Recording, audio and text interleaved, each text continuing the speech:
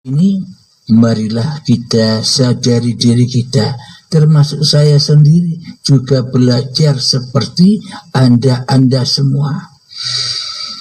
Jadi kita aplikasikan di dalam agama Islam, sholat 5 waktu, kewajiban sholat 5 waktu itu tujuannya hanyalah untuk supaya kita tidak jadi Tuhan di dalamnya.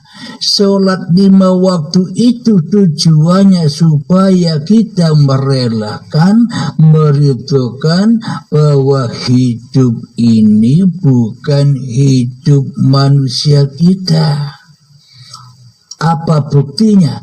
Kalau hidup ini bukan hidup manusia kita, sudah tertera di dalam surat 5 waktu. Mari kita kupas sedalam-dalamnya agar kita semua, agar seluruh bangsa manusia menyadari dari mana ia diciptakan, dari mana ia diadakan di bumi ini. Bismillahirrahmanirrahim. Mohon maaf ya.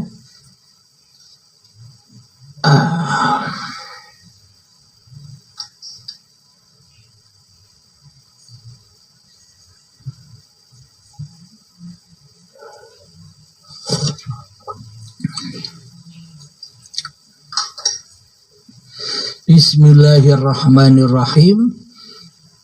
Di dalam sholat 5 waktu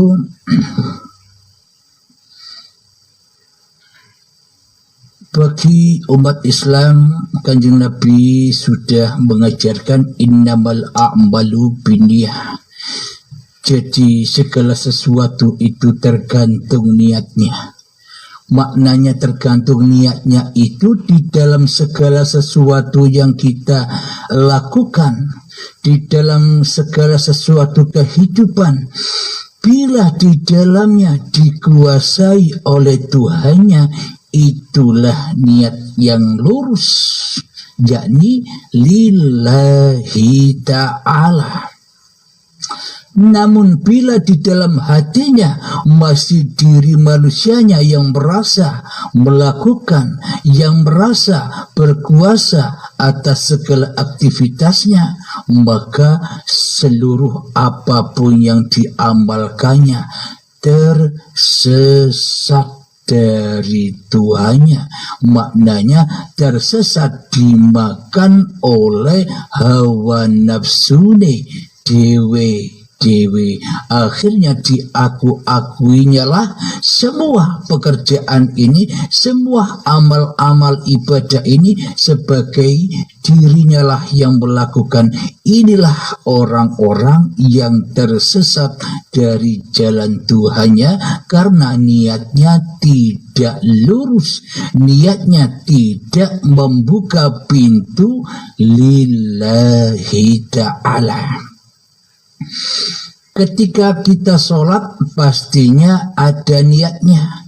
Seumpama sholat subuh, usolli fardhu subahi rak'ataini mustaqbilal qiblati adaan lillahi ta'ala, adaan imaman, adaan ma'muman lillahi ta'ala. Maknanya jadi imam, jadi makmum sendirian pun di dalam sholat itu pasti ada ungkapan lillah.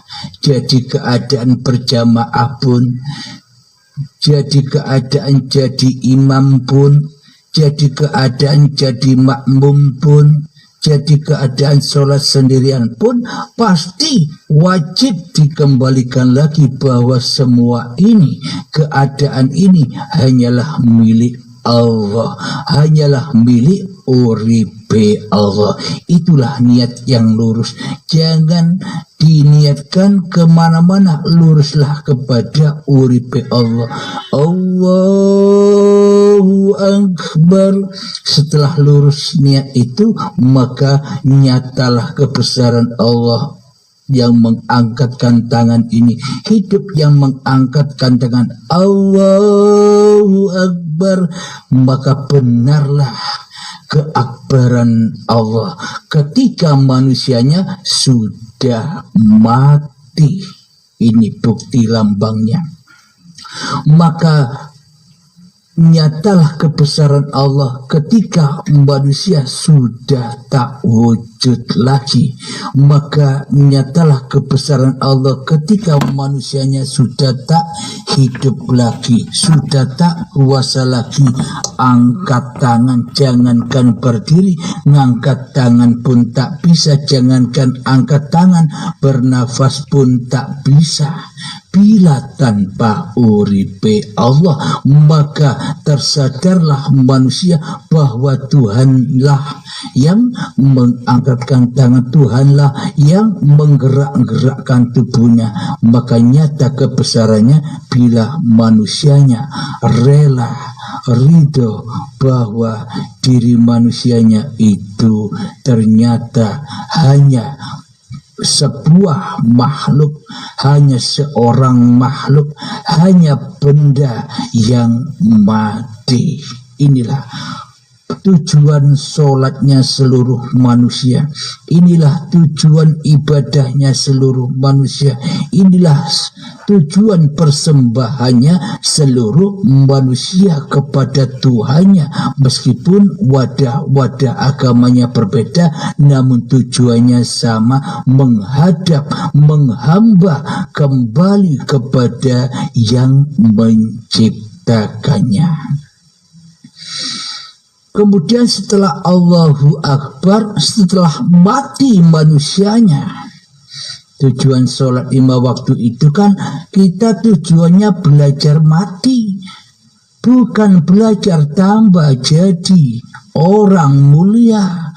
Tujuannya bukan malah menjadi orang yang kepingin jadi orang yang dihormati umat. Salah besar. Di sini sholat 5 waktu itu tujuannya untuk menghancurkan diri manusia kita, menghancurkan kesombongan diri manusia kita, menghancurkan kebanggaan diri manusia kita, menghancurkan kemuliaan diri manusia kita. Baru kita bisa sholat. Maka dari itu orang yang belum Islam, belum apalagi Islam, iman saja belum ada di dalam hatinya, Tuhan saja belum terwujud di hatinya, Tuhan saja belum hadir di hatinya, tidak akan pernah bisa sholat dengan benar, tidak akan pernah bisa sholat dengan khusyuk. Karena bagaimana mungkin Allah menerima sholatnya orang yang tak menyembah Allah, sedangkan di dalam sholatnya hanyalah menyembah syaitan dan dirinya sendiri. Maknanya menyembah syaitan dan menyembah dirinya sendiri itu apa? Mengaku-akui dirikulah yang bisa sholat, mengaku-akui dirikulah yang bisa ibadah, mengaku-akui dirikulah yang bisa bersolawatan, mengaku-akui dirikulah yang bisa zikiran, mengaku-akui dirikulah yang bisa bekerja, mengaku-akui diri kitalah yang bisa beraktivitas di dalam kehidupan ini.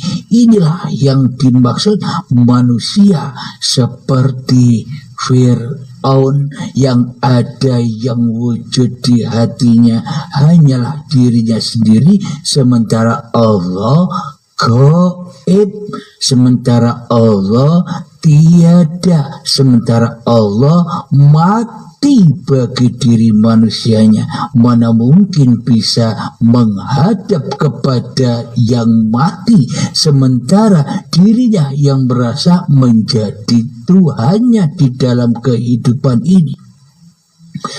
Berarti sholat kita pun sejak akil balik hingga kini kita menyembah Tuhan yang salah.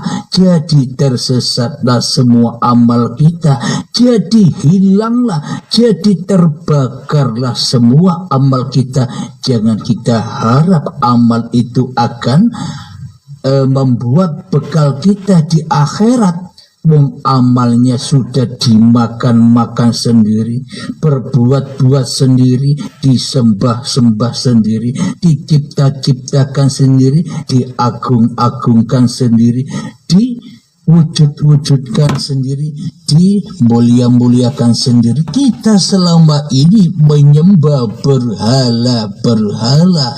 Diri kita yang ada di hati kita sendiri. Maknanya kita belum Islam.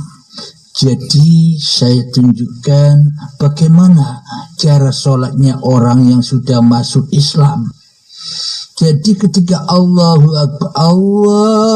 Akbar, di dalam hatinya sudah uripe Allah yang menggerakkan itu semua. Manusianya tandanya mati. Nah, jadi inilah rahasia untuk mengungkap apa sholat itu, apa ibadah itu, apa yang dilakukan manusia-manusia yang bertuhankan Tuhan yang esa, apapun agamanya, pasti larinya kepada Tuhannya di dalam hatinya, bukan malah kepada dirinya sendiri, bukan malah ingat dan mengkhodurkan hawa nafsunya sendiri di hatinya. Terus kita lanjutkan di dalam doa iftitah, maka kita buka agar iman, akidah kita lurus kepada Tuhan yang esa, yakni uripe Allah lah yang berkuasa atas diri manusianya.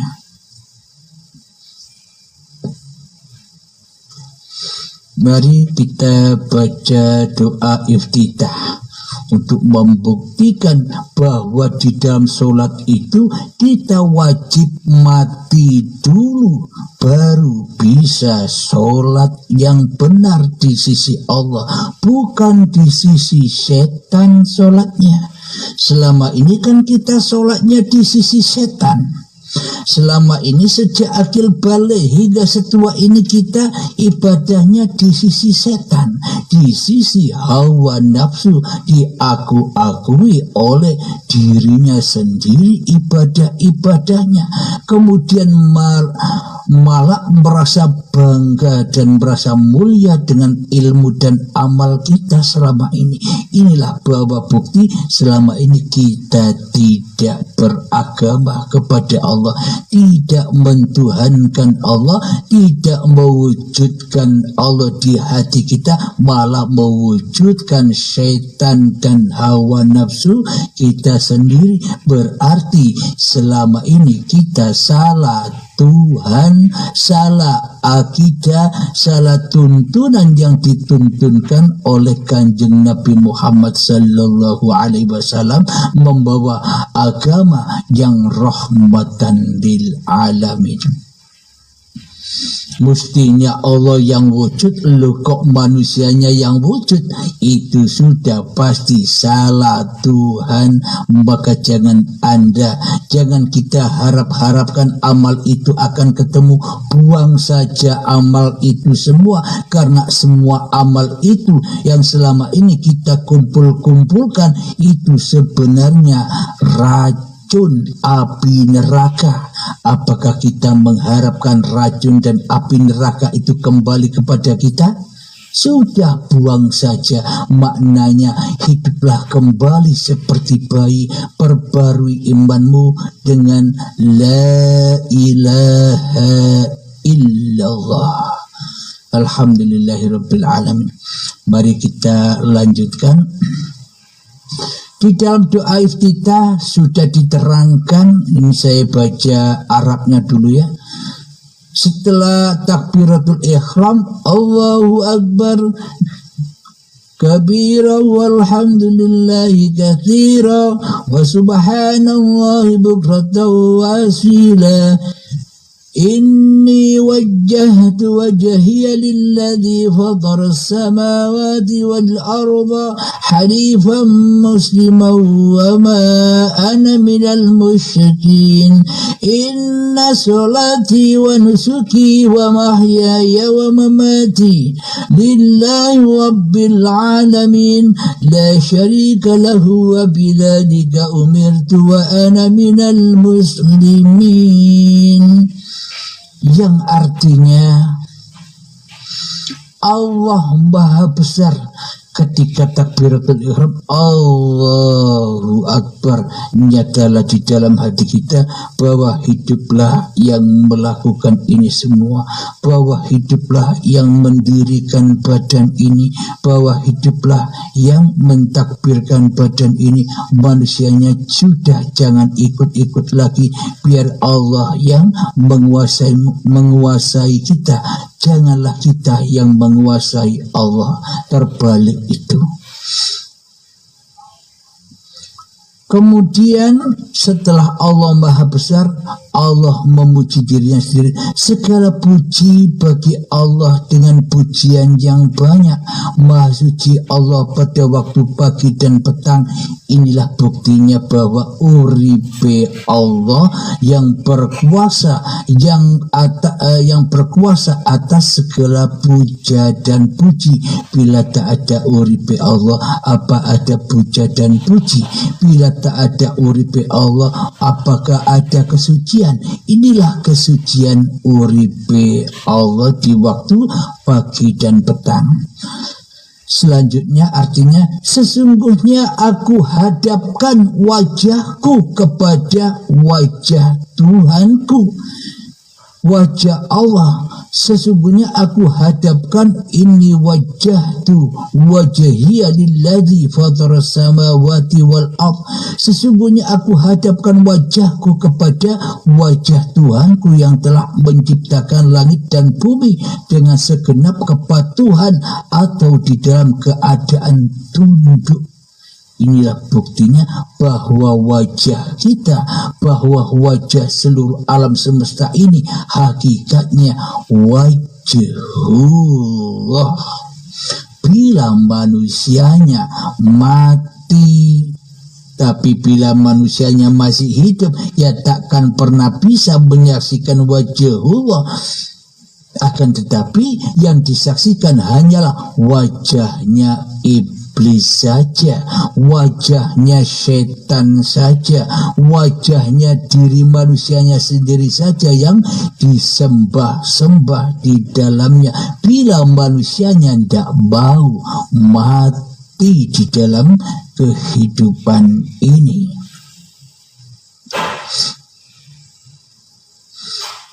Selanjutnya, dan aku bukanlah dari golongan orang-orang yang menyekutukannya. Jelas sudah.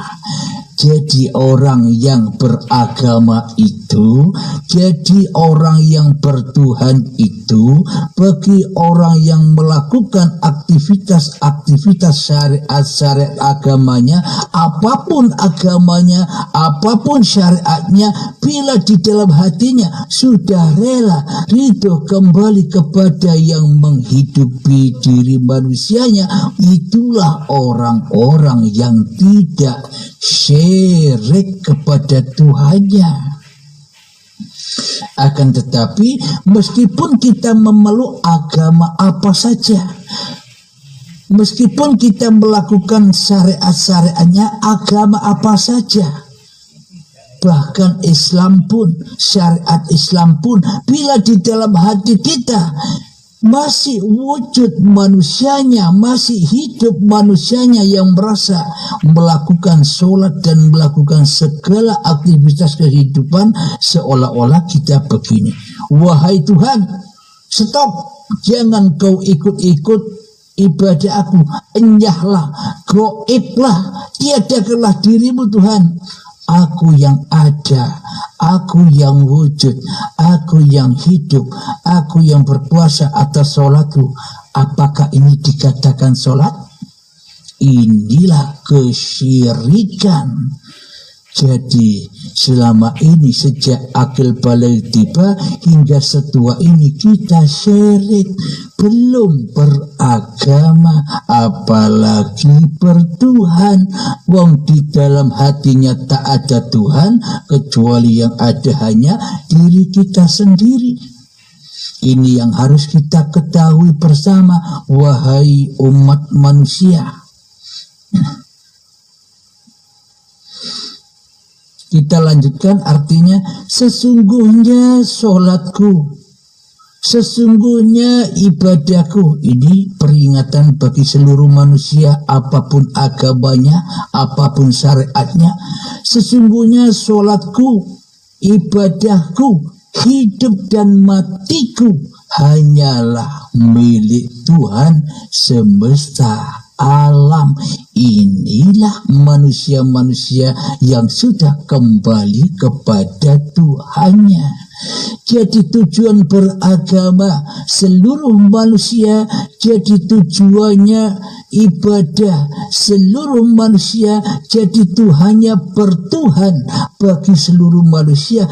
Tujuannya hanya satu, hanya kembali pulang kepada yang menciptakannya dengan cara tiadakan dirimu di hatimu lewat pintu mengheningkan cipta. Latihannya, marilah kita berlatih, wahai sahabat, 5 menit ya kita berlatih mati, kita belajar mati agar nyata uripe Allah di dalam diri kita, yang berkuasa atas diri kita seketika kita sudah mati. Itulah tanda kita pindah alam, dari alam kemanusiaan kepada alam ketuhanan. Kita pindah alam dari alam kefanahan, kehancuran kepada alam yang bako, alam yang kekal di sisi Allah, surganya Allah. Mari kita belajar. Bismillahirrahmanirrahim. Mengheningkan cipta. Mulai, silakan masuk, perangilah dirimu.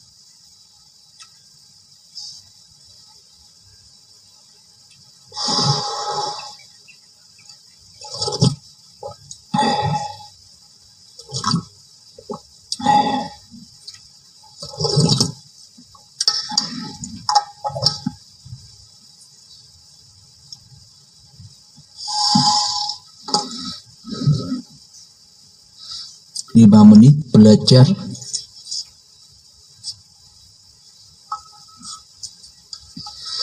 Sholat 5 waktu itu kan standarnya 5 menit selesai. Jadi hasil dari latihan-latihan ini agar Anda bawa kepada sholat ibadah-ibadah Anda. Itulah pintu kembali kita.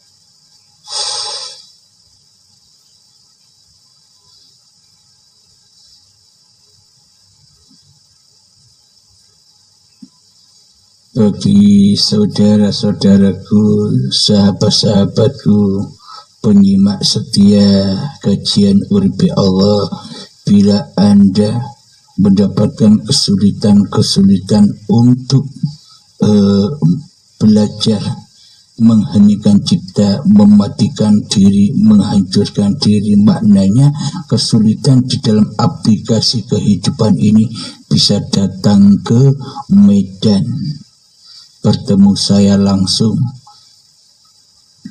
di Langkat Sumut bertemu menghadap saya langsung, dibuka semuanya. Silakan para sahabat-sahabat, apalagi yang ada di Medan sendiri,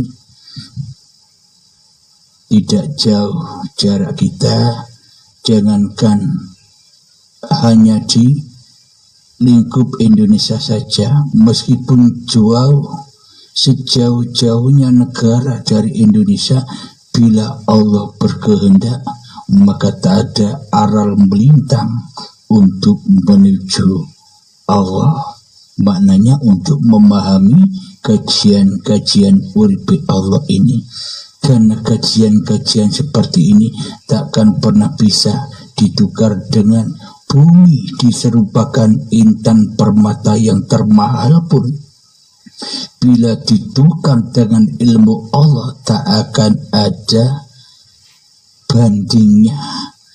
Coba rasakan, bisa hidup Anda ditukar?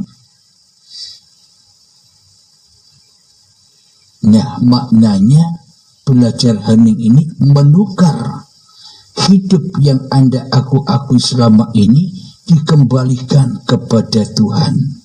Bila Anda merasa kesulitan, ya marilah kita belajar silaturahimlah ke pondok pengajian tauhid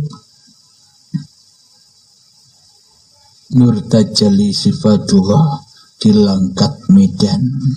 Alamat lengkapnya bisa pada admin.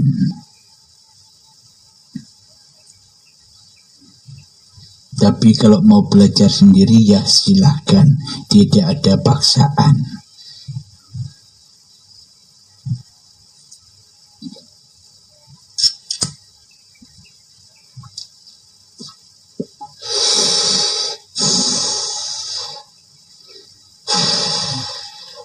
Alhamdulillahirabbil alamin, mengheningkan cipta selesai. Jadi apapun peristiwa-peristiwa yang ada di dalam saat Anda berlatih mengheningkan cipta, saat Anda berlatih membunuh dirimu sehingga nyata diri Tuhanmu, ada hal yang aneh-aneh, silahkan kirim ke admin 0822 4564 7438. Insya Allah kami balas. Alhamdulillahirabbil alamin. Inilah bukti untuk membuka mata hati kita. Kita wajib masuk Islam dulu. Apa caranya? Ya, rukun iman kita nyatakan. 6 rukun iman ini kita bisa menyatakan Allahnya dahulu, kemudian malaikatnya, kitab-kitabnya, rasul-rasulnya, hari kiamat yakni kematian, hari huru hara ketika Anda mengheningkan cipta harus dapat diatasi dan dilewati. Kemudian akan bertemu dengan kodok dan kodarnya Allah. Ini ke-6 rukun iman ini harus dipegang dulu, harus dipahami dan direalisasikan atau dipraktekkan dulu. Kemudian setelah dipraktekkan baru bisa masuk rukun Islam. Pasti bisa bersahadat, pasti bisa sholat, pasti bisa zakat, pasti bisa puasa, pasti bisa haji. Bila rukun imannya sudah benar, maka ahadlah rukun iman yang 6, rukun Islam yang 5, ahad di dalam keesaan Allah. Itulah agamanya Tuhan, itulah agamanya seluruh manusia. Alhamdulillahirabbil alamin. Kiranya sampai di sini dulu. Meskipun singkat, semoga barokah, semoga paparan-paparan ini membangkitkan kesadaran kita, terutama khususnya diri saya sendiri dan kita semua agar tetap di jalan Allah. Amin ya rabbal alamin. Marilah kita kemakan salawat dolimin daf'ul bala agar Allah mensyafaati kita semua seperti Allah mensyafaati Rasulullah sallallahu alaihi wasallam. Bila kita tidak mencontoh Nabi Muhammad, kita takkan pernah mendapatkan syafaat Allah, karena yang mensyafaati Nabi Muhammad itu Allah. Nabi Muhammad tidak punya syafaat. Maka dari itu ikutilah apa imannya Kanjeng Nabi Muhammad. Muhammad bukan kamu yang lempar itu, aku yang melempar. Muhammad bukan kamu yang memanah itu, aku yang memanah. Inilah imannya Nabi Muhammad. Bila kita tidak ikut mencontoh iman yang seperti ini, iman yang dimiliki oleh Kanjeng Nabi Muhammad, karena Nabi Muhammad sadar bahwa hidup ini bukan hidupnya Muhammad, tapi uripe Allah. Maka bila kita tidak mencontoh, mana mungkin kita mendapatkan syafaat dari Allah. Marilah kita kembangkan selawat dari mintaf'ul bala agar kita tidak zalim lagi kepada Allah. Allahumma salli ala sayyidina Muhammad wa ashghili zalimin bi zalimin. Allahumma salli ala sayyidina Muhammad wa ashghili zalimin bi zalimin wa ahrijna min bainihim salimin wa ala alihi wa sahbihi ajma'in. Bismillahirrahmanirrahim. Allahumma ya qadiyal hajat, Allahumma ya mujibad da'wat, Allahumma ya rafi'ad darajat, Allahumma ya muhillal muskilat, Allahumma ya syafiyal amrat, Allahumma ya kafiyal muhimmat, Allahumma ya dafi'al baliyat. Allahumma akhtim lana bil iman, Allahumma akhtim lana bil islam bijahi sayyidil mursalin. Rabbana atina fid dunya hasanah wa fil akhirati hasanah wa qina adzabannar. Wa sallallahu ala sayyidina Muhammad wa ala alihi wa sahbihi wa sallam walhamdulillahi rabbil alamin. Akhirul kalam. Assalamualaikum warahmatullahi wabarakatuh.